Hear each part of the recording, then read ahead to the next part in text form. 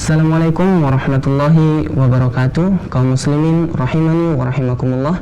Para pemirsa Al-Furqan TV dan para pendengar suara radio Al-Furqan yang semoga selalu dirahmati oleh Allah Tabaraka wa Ta'ala. Alhamdulillah, pada kesempatan sore hari ini kita dapat dipertemukan pada program live kajian dari studio Al-Furqan TV, yang mana insyaallah pada kajian sore hari ini bertemakan tentang pemindahan hutang dari kitab Fikih Muyassar yang akan dipandu oleh Al-Ustadz Ma'ruf Nur Salam LC Hafidhahullahu Ta'ala. Dan bagi para pemirsa maupun para pendengar suara radio Al-Furqan yang hendak mengirimkan pertanyaan seputar kajian, dapat mengirimkannya pada nomor WhatsApp kami pada nomor 0812 5952 1312. Demikian informasi yang dapat kami sampaikan, dan kepada Ustadz Ma'ruf falyatafaddal mashkura. Innal hamdalillah nahmaduhu wa nasta'inuhu wa nastaghfiruh wa na'udzu billahi min shururi anfusina wa sayyiati a'malina. Man yahdihillahu fala mudhillalah wa man yudlil fala hadiyalah.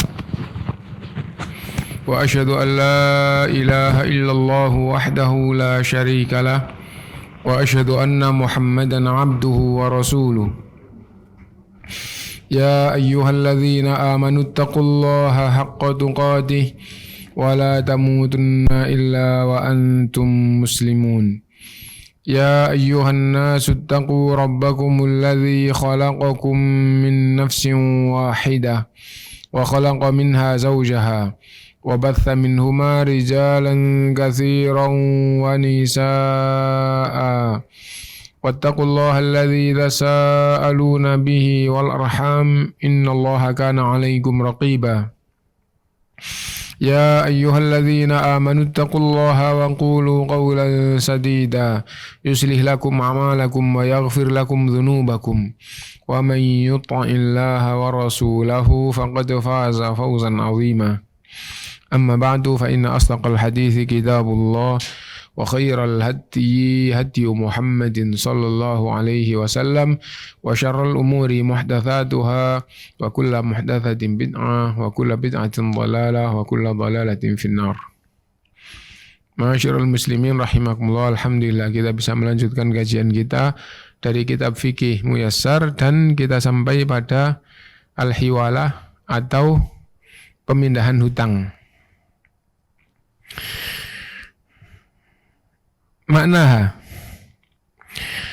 Makna dari pembahasan ini, al-hiwalah naqlud daini min zimmatil muhili ila zimmatil muhali alaihi. Maknanya adalah memindahkan hutang dari orang yang punya tanggungan kepada piutang dipindahkan kepada orang lain. Pemahamannya insya Allah gampang kok. Hanya saja yang penting untuk difahami di sini, orang lain yang dibebani hutang sehingga pihak pertama yang asalnya punya hutang kepada B dialihkan kepada pihak ketiga. Pihak pertama adalah yang punya hutang, pihak kedua piutang, atau orang yang punya harta yang hartanya ada pada tanggungan orang lain. Nah, boleh apa enggak orang yang punya hutang ini memindahkan kewajibannya kepada orang ketiga, sehingga piutang atau orang yang punya harta yang ada pada tanggungan orang lain ini nanti kalau dia menagih tidak kepada A, tidak kepada pihak pertama, tapi kepada pihak ketiga. Nah, itu pembahasannya di sini boleh apa enggak, gitu ya. Jadi makna pemindahan hutang, orang yang punya hutang memindahkan kewajibannya ini kepada pihak lain, maka hutang itu sudah bebas dari dirinya, dan orang yang baru, pihak yang baru yang diserahin hutang ini yang akhirnya punya tanggungan untuk membayar hutangnya. Lah orang itu siapa? Bisa jadi orang itu karena dia punya hutang kepada pihak pertama tadi. Bisa jadi tidak punya hutang tapi dia siap, ya wis hutangmu saya yang nanggung. Hutangmu saya yang nanggung. Saya punya hutang kepada si B, tapi saya kesulitan untuk bayar. Lalu ada orang ketiga siap menanggung hutang saya. Tidak apa-apa, kamu bebas, hutangnya saya yang nanggung. Nah itu boleh. Nah ketika tidak langsung dibayar, maka piutang atau orang yang punya hak itu harus diberitahu. Harus diberitahu. Misal saya sebagai pihak yang punya hutang pertama, nah orang yang di hadapan saya ini pihak kedua sebagai piutang. Piutang adalah yang punya harta yang saya hutang. Saya harus memberitahu, Pak, saya kan punya hutang misalnya sekian ribu. Ya. Nah, hutang saya nanti yang bayar adalah fulan ini. Misalnya ini kita sebut pihak ketiga, fulan ini.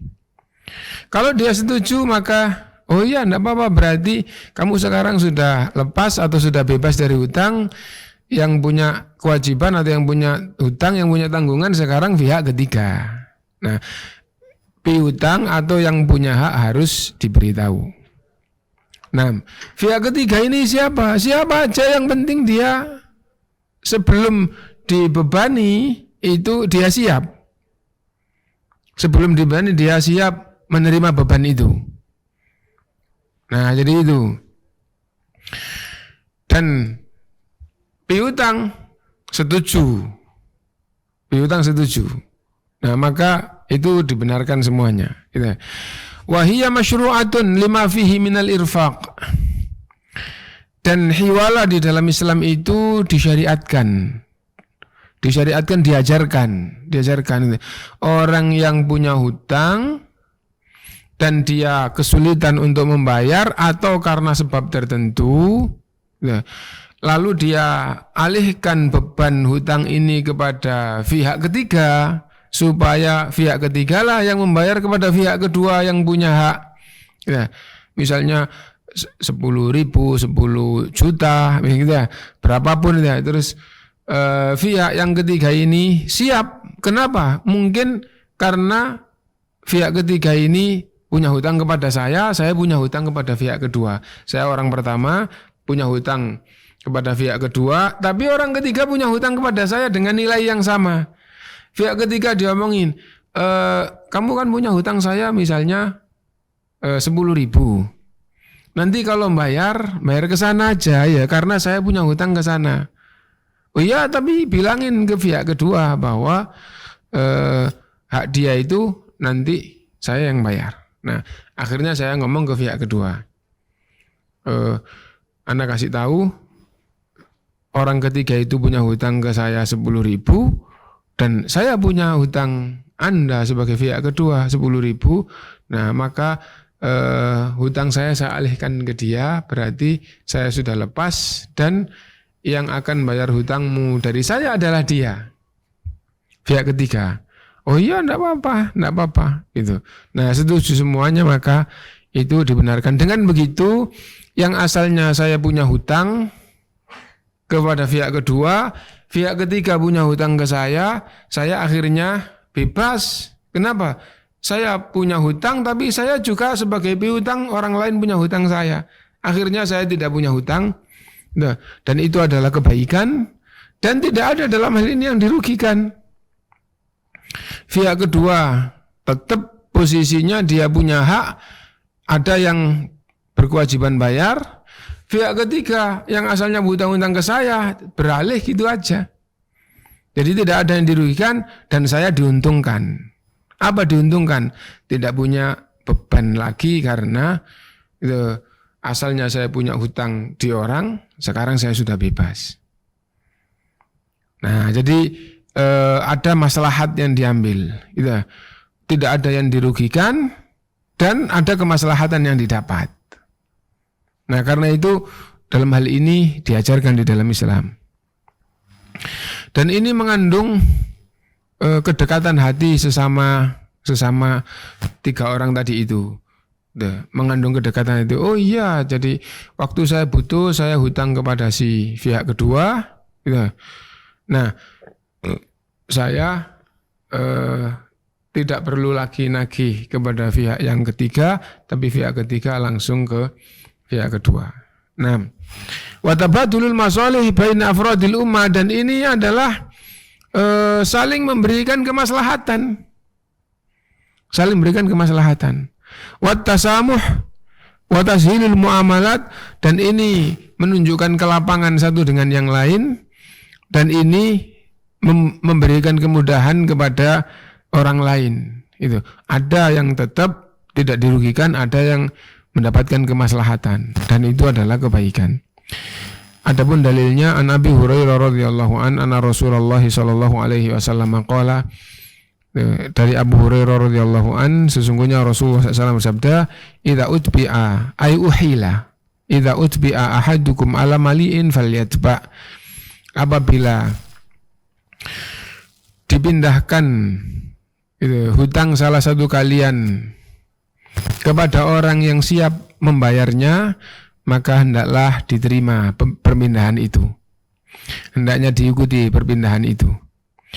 Apabila dipindahkan hutang salah satu di antara kalian jadi yang dipindah adalah hutangnya, yang punya hak namanya piutang. Jadi tadi itu pihak kedua itu yang punya hak, saya pihak pertama yang hutang. Apabila hutang ini dipindah, nah ngomongnya gitu. Hadis ini ditujukan kepada siapa? Kepada piutang. Piutang itu yang punya hak yang dihutang orang lain, namanya piutang. Yang punya hak yang ada pada tanggungan orang lain, yang punya hak namanya piutang. Nah itu orang yang punya kewajiban bayar karena punya hutang, dia itu berhutang. Nah tanggungannya namanya hutang. Apabila hutang ini dipindah kepada orang lain yang siap bayar, maka hendaknya piutang itu menerima. Idza uhila ahadukum ala mali'in, ay idza utbi'a ahadukum ala mali'in falyatba, apabila hutangmu, hutang uangmu yang di dalam tanggungan saya, wahai piutang, hutang ini dipindah kepada orang yang siap bayar, maka terimalah perpindahan ini, maka ikutilah. Kenapa? Karena itu berarti membebaskan saya, dan yang dibebani ini hanya asalnya harus bayar ke saya menjadi bayar ke Anda, gitu saja. Nah ini aslinya, ya. Nah bahkan pihak yang ketiga yang dibebani ini asalnya tidak punya hutang siapa-siapa, tapi dia siap. Misalnya apa? Dia orang tuanya.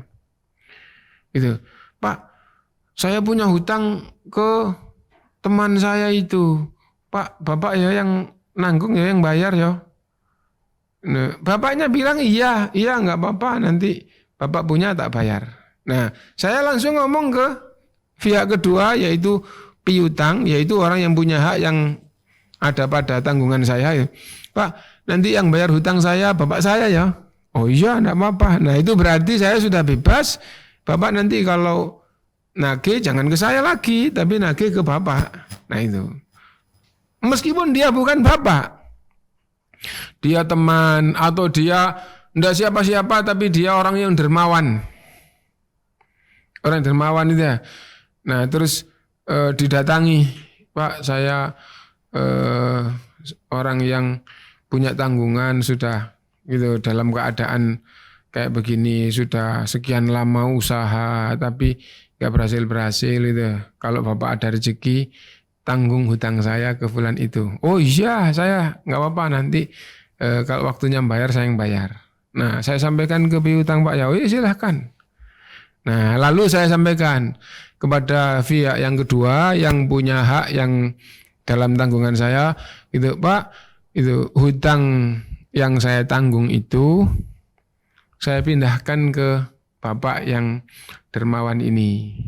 Ya, nanti bapak ini waktunya bayar, bapak ini yang bayar. Jadi bapak sudah tidak nagih ke saya lagi. Oh iya, enggak apa-apa, enggak apa-apa. Nah itu. Nah, maka itu dibenarkan di dalam Islam. Bahkan lebih daripada itu. Lebih daripada itu. Apabila tidak mengurangi amanah, apabila masalahnya masalah yang diatur, ada di bawah kekuasaannya, gitu. Nah, misalnya begini, ada dua bentuk usaha. Usaha yang pertama mendanai usaha yang kedua dalam bab mendanai ini pinjam atau hutang. Jadi ada dua bentuk usaha, manajemennya diatur beda-beda, sendiri-sendiri. Terus yang pertama pinjam modal kepada perusahaan yang kedua. Dan ketika yang kedua ini misalnya waktunya ngambil barang ke pabrik misalnya. Nah, akhirnya pihak kedua punya hutang ke pabrik misalnya 500 juta. Tapi dia punya simpanan yang sedang dipinjam, yang sedang diputar oleh pihak pertama. Lalu pabrik itu dihubungi yang bertanggung jawab bahwa nanti yang bayar barang-barang yang dikirim ke saya adalah pihak yang perusahaan yang pertama. Nah, itu namanya juga pemindahan hutang dan itu dibenarkan di dalam Islam. Nah, jadi ini intinya pemindahan hutang insya Allah bisa difahami dengan mudah yang ikut dari awal bahwa pemindahan hutang berarti ada 3 serangkai. Yang pertama adalah yang punya hutang, yang kedua adalah piutang yang punya harta atau yang punya hak yang ada pada orang lain. Yang ketiga adalah yang diserahi hutang, akhirnya dia menjadi punya tanggungan kepada pihak kedua. Pihak pertama ngomong ke pihak kedua bahwa hutangnya nanti akan dibayar oleh pihak ketiga. Nah, jadi insya Allah mudah difahami. Ya. Lalu supaya semua tadi itu dibenarkan di dalam Islam, halal, tidak terjerumus di dalam yang diharamkan, maka ada hal-hal yang penting untuk diperhatikan, yaitu syarat sahnya. Gitu. Yushtaratu li sihhatiha kal adi. Syarat sahnya adalah sebagai berikut. Ridhol muhil. Yang pertama adalah kerelaan orang yang dipindahkan haknya. Kerelaan piutang tatkala hak dia yang dihutang orang itu dipindahkan ke orang lain. Misalnya begini, saya orang yang punya hak menghutangi pihak pertama. Pihak pertama kepingin memindahkan kewajibannya ke pihak ketiga. Saya harus ridho. Kalau pihak pertama ngomong ke saya, gitu, Ustadz, tanggungan saya pindahkan ke orang ketiga. Nanti orang ketiga yang bayar ke Ustadz. Oh, enggak mau saya. Kenapa? Dari awal kalau orang ketiga itu yang hutang ke saya minta maaf, saya tidak siap meminjamin dia. Nah, itu ya. Sekarang kamu hutang ke saya pinjamin karena saya dengan kamu dekat. Nah, kalau kamu pindahkan ke orang ketiga itu, saya tidak mau. Nah, ini dalam bab muamalah kita harus saling ridho. Karena itu harus ada keridhoan. Itu. Apabila saya tidak ridho, enggak mau. Gitu. Nah, gitu. Apalagi alasannya benar, maka tidak boleh atau tidak sah pemindahan hutang. Itu. Yang kedua, kaunul malaini al-muhalu bihi wa alaihi muttafiqaini qadran wa jinsan wa sifatan. Gitu. Yang di hutang yang dipindahkan itu tetap tidak ada perubahan. Gitu.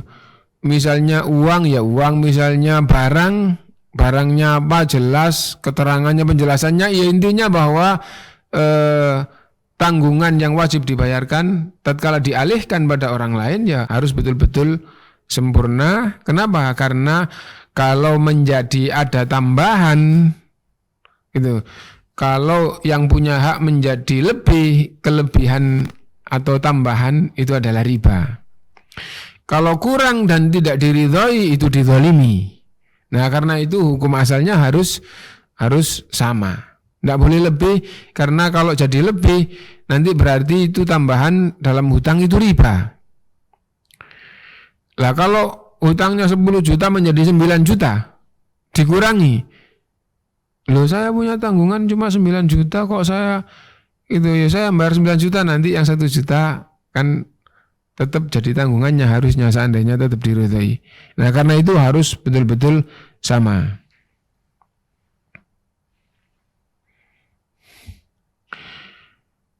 Yang ketiga, ayakunal muhalu bihi dainan mustaqarran fi dhimmatil muhali alaihi. Itu. Jadi yang ketiga bahwa hutang yang dipindahkan itu betul-betul hutang yang nyata. Hutang yang nyata dipindahkan kepada orang yang betul-betul dia punya hutang siap bayar, atau dia betul-betul orang yang memang siap menerima beban hutang tadi itu. Nah, artinya dia juga siap, pihak ketiga yang dilimpahin hutang itu juga siap. Itu. Karena itu di dalam hadis tadi itu idza utbi'a ahadukum ala mali'in, siap bayar. Apabila itu dipindah hutang kalian kepada pihak yang ketiga yang siap bayar, falyadfa, maka hendaknya diterima. Kenapa? Kan gak ada masalah. Nanti waktunya bayar bukan Anda dibayar sama dia kok. Gitu. Nah, tapi kalau ternyata dia kok orang yang muflis. Muflis itu apa? Muflis itu orang yang bangkrut, orang yang pailit, tidak punya apa-apa, kerjaan nggak ada. Nah, maka itu tidak dibenarkan. Itu tidak dibenarkan. Loh, kok hutang yang kamu tanggung kamu pindahkan ke dia, saya tidak tahu banyak, saya boleh-boleh aja, tapi begitu waktunya tiba saya datangi, ternyata dia itu orang yang miskin, orang yang tidak punya kerjaan, nggak bisa bayar. Nah itu namanya penipuan, ya, itu tidak boleh di dalam Islam. Nah karena itu maka itu harus kepada orang yang siap bayar. Hutang dipindahkan kepada orang yang siap bayar. Nah, adapun orang yang tidak punya kesiapan bayar, dibebani hutang atau dialihkan hutang kayak gitu, maka itu adalah lari dari tanggung jawab, merugikan pihak kedua.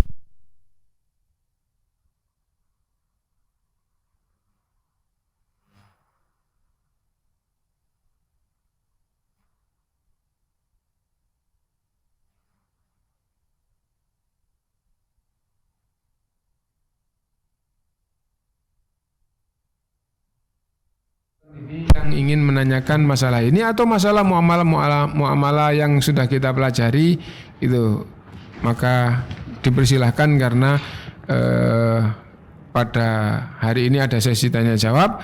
Dan sebelum sesi tanya jawab mulai, saya kembalikan waktu kepada pembawa acara. Nah,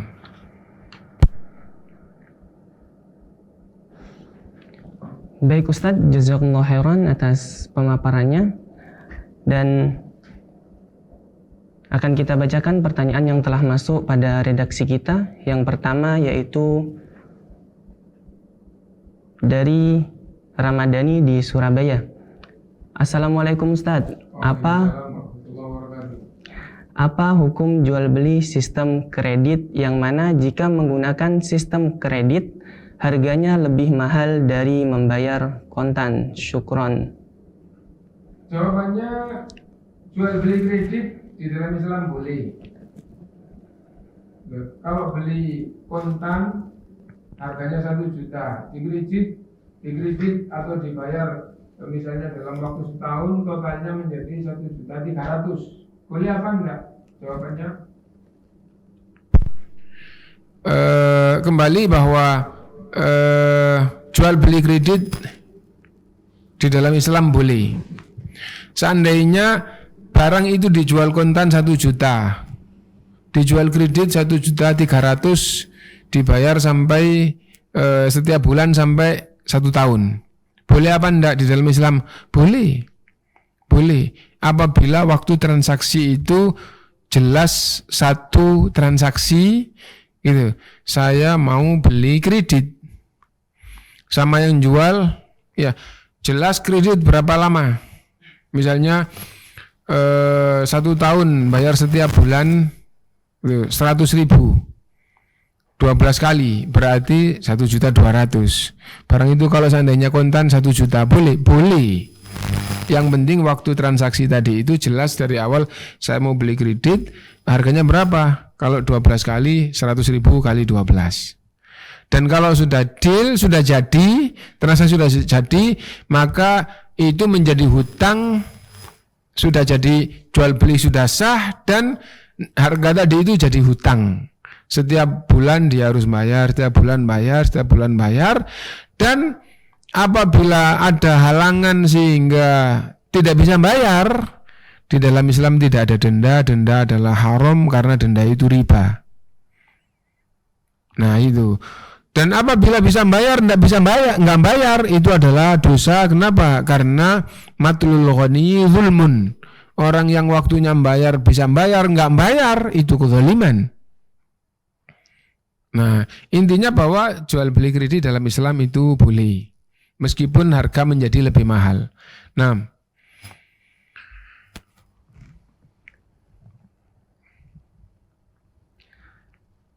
baik Ustadz, jazakumullah khairan wa ahsanallahu ilaikum atas jawabannya.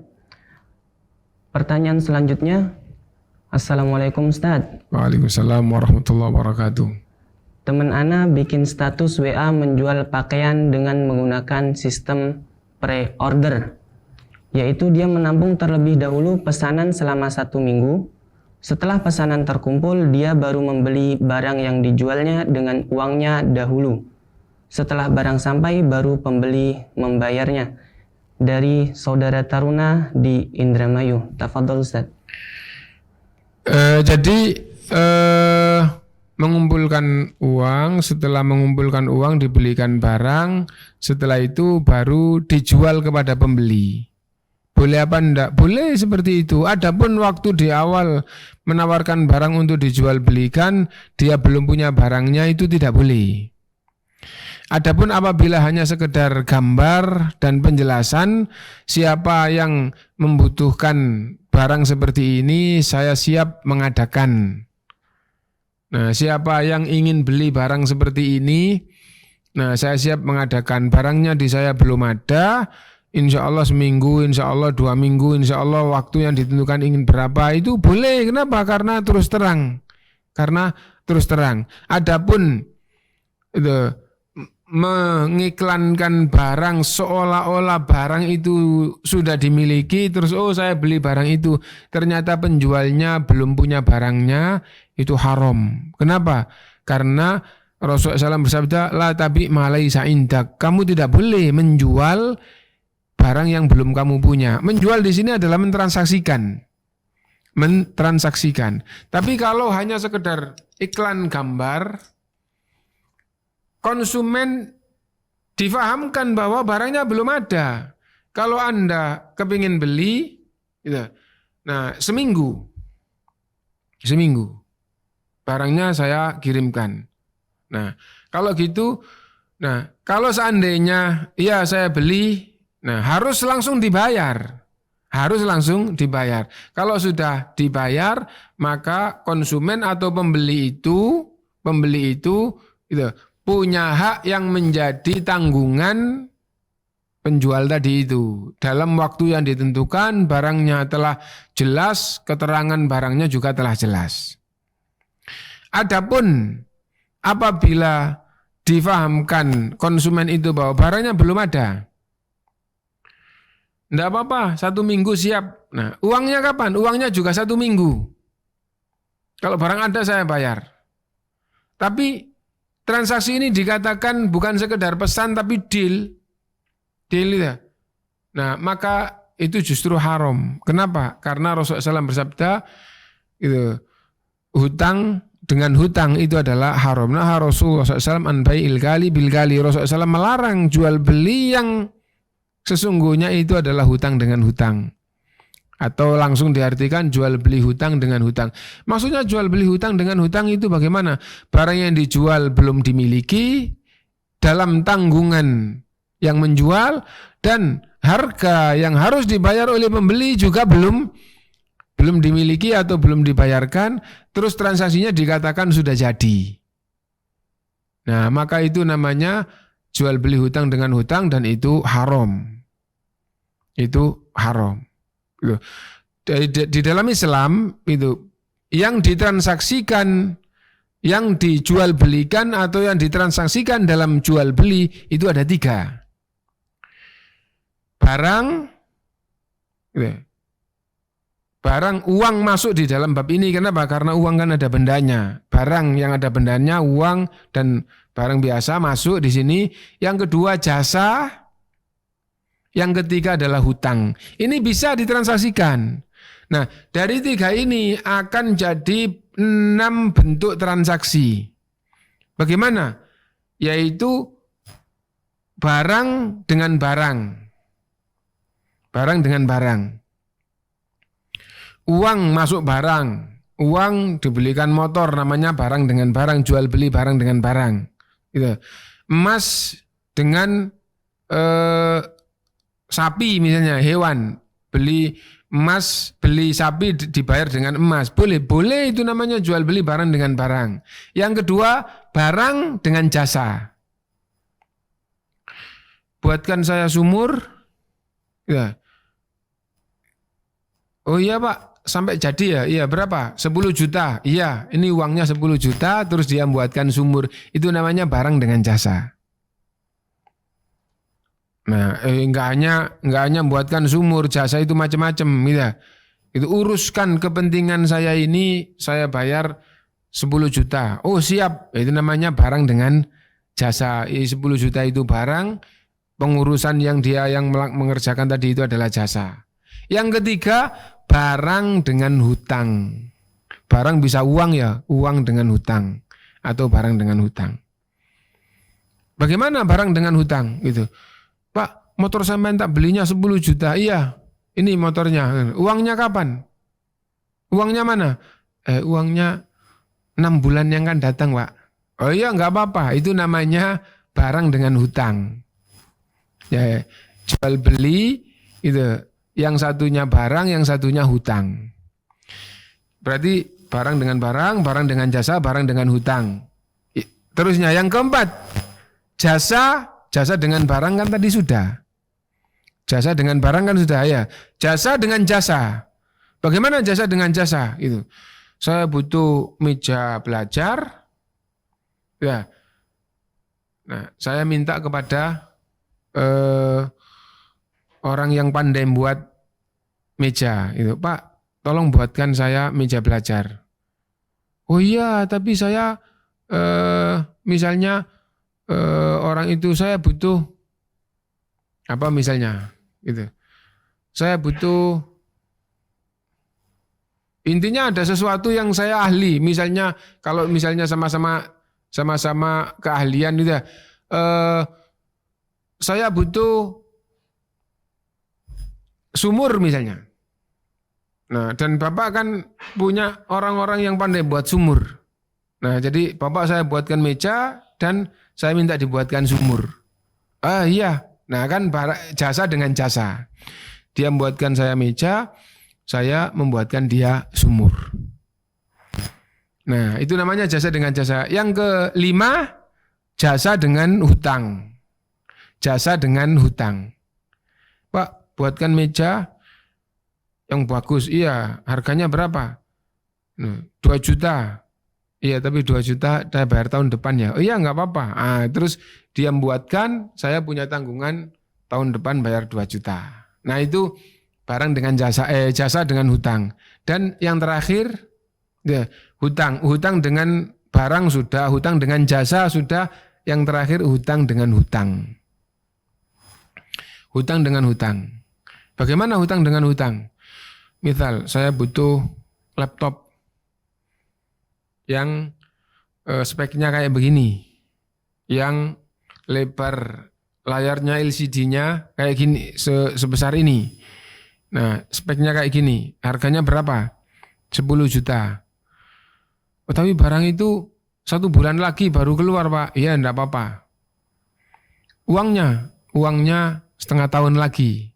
Nah, deal ya. Nah, berarti saya punya tanggungan 10 juta setengah tahun, yang akan datang saya bayar, dan Anda punya tanggungan menyerahkan ke saya laptop bulan depan. Itu namanya hutang dengan hutang. Hutang dengan hutang itu haram. Nah, jadi tadi itu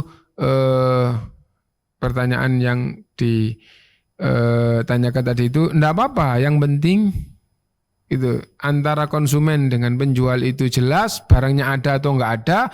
Kalau barangnya belum ada, maka diberi penjelasan sesempurna mungkin, dan itu dinyatakan kalau dinyatakan sah, bayarannya harus kontan. Adapun kalau kontan itu berarti barangnya ada, uangnya enggak ada, uangnya dihutang, atau barangnya yang dihutang, uangnya ada. Nah, dan bai'us salam pada saatnya nanti juga ada bab bai'us salam, itu yang akan datang nanti babnya adalah bai'us salam. Apa bai'us salam itu? Bai'u mausufin bi dhimmati bi thamanin ajil. Menjual barang yang barangnya itu di dalam tanggungan penjual, harganya dibayar kontan. Nah, itu harus jelas. Harus jelas gitu. Karena itu jawabannya tadi itu, konsumen diberi penjelasan bahwa barangnya belum ada, tapi saya siap menghadirkan 1 minggu. Nah, kalau setuju dibayar langsung, kenapa? Karena dengan bayar langsung akhirnya tidak hutang dengan hutang. Kalau hutang dengan hutang, namanya baru perjanjian. Kalau dari perjanjian ini ada konsekuensi yang berkaitan dengan transaksi jual beli, maka itu namanya jual beli hutang dengan hutang, dan itu adalah haram.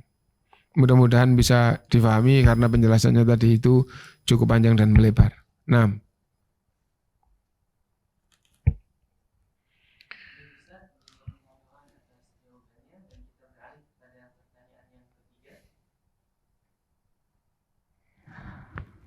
Baik Ustadz, jazakumullah khairan atas jawabannya.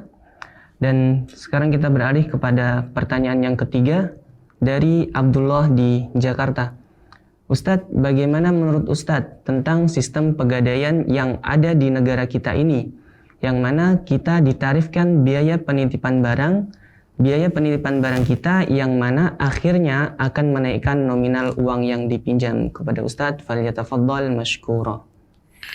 Pegadaian di zaman sekarang yang betul-betul dasar transaksinya adalah pegadaian di zaman sekarang itu semuanya adalah haram. Nah, semuanya adalah, kenapa? Karena menetapkan biaya. Nah, alasannya di dalam Islam tidak bisa diterima. Loh, alasannya itu biaya penyimpanan barang. Nah, biaya penyimpanan barang itu dibenarkan apabila sesuai. Adapun pegadaian untuk mendapatkan keuntungan itu haram. Pegadaian untuk mendapatkan keuntungan itu adalah haram. Pegadaian yang benar di dalam Islam itu aslinya adalah jaminan hutang. Aslinya adalah jaminan hutang. Nah, itu babnya di dalam Islam, dalam Quran, dalam hadis. Jaminan hutang atau pegadaian itu sama. Di dalam Islam ya, di dalam Islam itu sama. Nah, itu barang yang dijaminkan karena dia hutang, nah atau gadai di dalam Islam ayatnya, hadisnya sama. Pembahasannya setelah nyata di dunia ini beda. Apa? Kalau jaminan hutang, pokok pembahasan adalah hutang piutang. Jaminan itu untuk menguatkan supaya waktunya bayar, pasti bayar. Kalau tidak bayar, nanti dibayar dengan jaminan. Tapi kalau pegadaian itu jadi usaha. Jadi usaha. Seandainya usaha ini murni sosial, maka itu bisa diterima. Bagaimana? Buka pegadaian dan sama sekali tidak cari untung. Nah, mana ada kayak gitu di zaman sekarang? Tidak ada. Semua lembaga pegadaian cari untung. Lah, kalau cari untung, akhirnya barang ini digadaikan. Terus yang menggadaikan dapat uang 50 juta. Waktunya bayar lebih dari 50 juta. Nah itu. Lebihnya itu adalah riba. Lalu pegadaian syar'i. Ditulisi kayak gitu ya. Bagaimana pegadaian syar'i? Yang diterima 50 juta, nanti bayarnya 55 juta. Lebih 5. Terus dikatakan syar'i. Ini riba kok dikatakan syar'i gimana? Enggak ada riba syar'i. Nah, 5 ini bukan riba. Apa? Ini biaya penyimpanan barang. Kalau betul-betul biaya penyimpanan barang, maka harus pas sesuai dengan jumlah yang dibutuhkan di dalam penyimpanan barang. Kalau gitu betul, kalau begitu berarti tidak ada untung. Mana ada sekarang pegadaian tidak cari untung. Nah, jadi itu yang kita maksudkan pegadaian di zaman sekarang semuanya tidak ada yang benar. Kenapa? Karena pegadaian yang syar'i itu aslinya adalah jaminan hutang dan dalam hal ini tidak boleh orang mendapatkan keuntungan dari hutang. Ayyuma qardin jarra naf'an fahuwa riba. Setiap piutang yang mendapatkan manfaat dari yang hutang, maka manfaat itu adalah riba. Lah jaminan ini, gadai ini, orang yang menggadaikan barang itu karena dia mau hutang. Mau butuh uang, pinjam uang, terus barangnya digadaikan. Nah, terus nanti bayarnya lebih. Iya, namanya yang menghutangi dapat tambahan, dapat manfaat. Ayyuma qardin jarra naf'an fahuwa riba. Setiap hutang, piutangnya dapat manfaat dari yang hutang, itu adalah riba. Nah, itu tentang pegadaian. Pegadaian yang syar'i. Pegadaian yang syar'i adalah pegadaian yang sama sekali tidak dapat untung. Tidak dapat untung. Adapun buka pegadaian dapat untung dari transaksi pegadaian itu adalah riba. Nah,